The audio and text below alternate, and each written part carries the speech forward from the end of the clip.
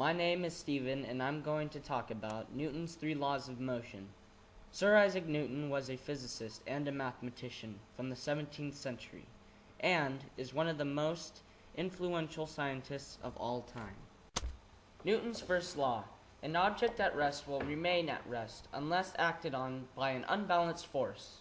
An object in motion continues in motion with the same speed and is the same direction unless acted on by an unbalanced force. Basically, this means that the object's natural tendency is to keep doing what it's doing. In this experiment, notice the eggs, cylinders, and cardboard. They are at a state of rest. When I pull the cardboard, that external force will disrupt the cylinders, causing them to move horizontally. However, because of the egg's mass, they will stay at rest and drop vertically because of gravity.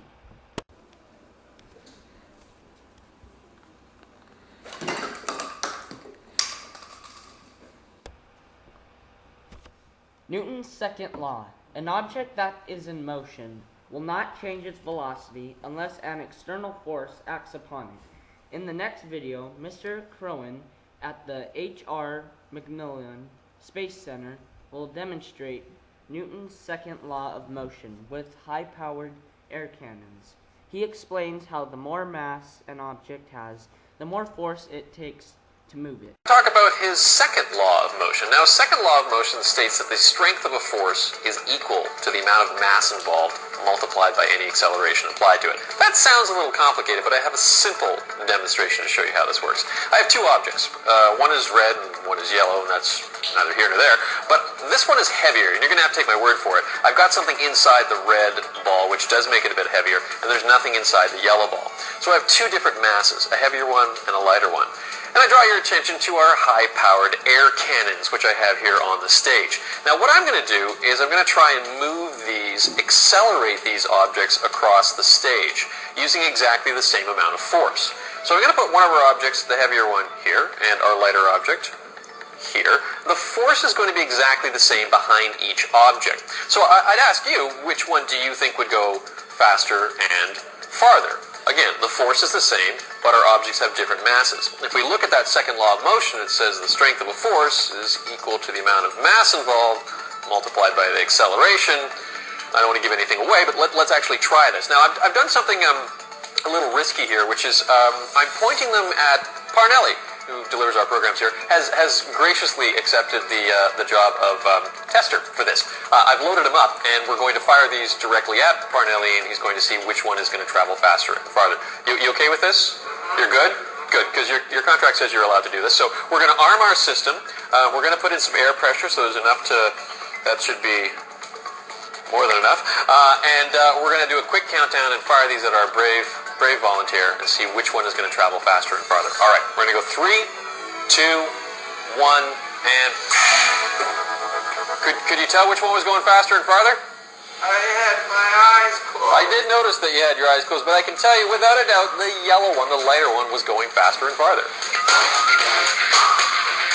So, what did we have? The yellow one. The yellow one went faster and farther than the red one because, of course, it's lighter. It takes less force to move something that's lighter. Now, not only do we see this in rockets, you want to have a nice light rocket to go into space, you actually see this in everyday life. With the price of gas going up, you'll notice people are trading in their heavy trucks for lighter cars because it takes less force to move that lighter object. So again, something that we're going to be seeing a lot more of. If that price of fuel keeps increasing, we want to try and find a really efficient way of moving ourselves around.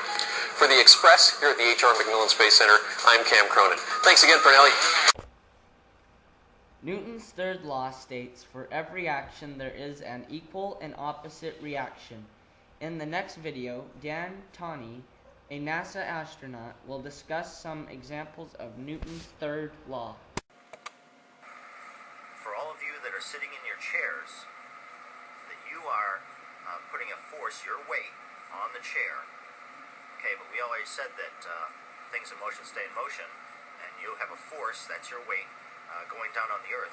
So how come you're not moving? Well, because there's an equal force that the chair is imposing on you, so that you are just sitting in your chair, and then there's a force that the floor is imparting on you and the chair. Okay, so where the chair meets the floor, there's the weight of you and the chair, and then there's equal force that the earth places upon the chair so that you don't move, okay? Because the forces have to equal out.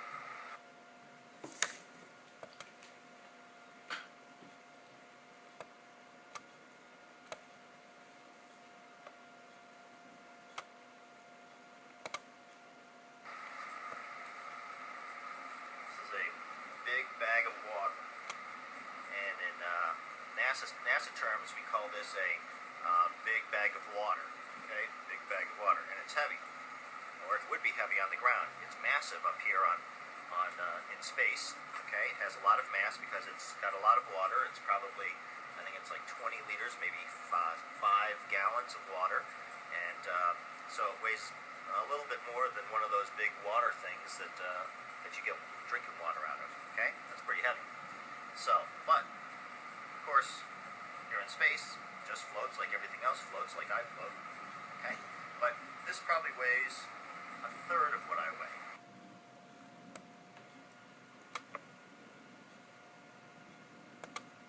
So let's do a little demonstration and see what happens. Okay.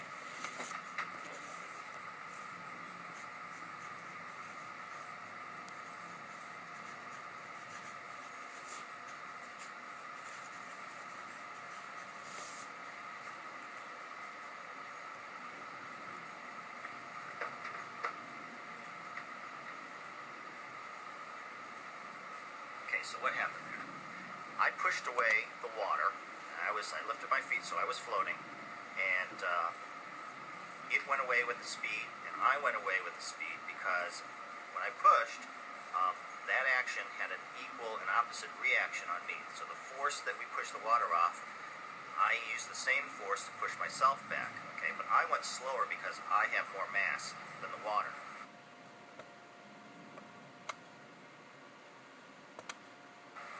Get into a little bit deeper into the equations of motion, you can figure out that if the bag weighed 1/3 of what I weigh, I guess that's about right, then I probably moved away with 1/3 less velocity than the bag did. The bag probably had 3 times the velocity that I did.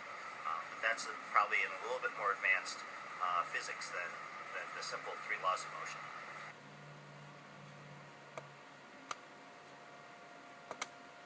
This is how rockets work.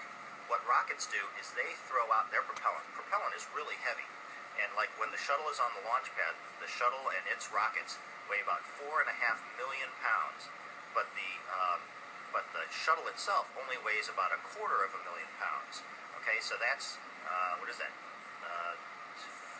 Many times, 4, 16, 20, about 20 times more propellant than there is shuttle. So all that mass gets used to propel the shuttle into orbit, and what it does is the rocket engines create combustion, and it spits out the mass of that propellant out the back of those engines, and that mass pushes, and that force pushes the shuttle into space, and that's how rockets work.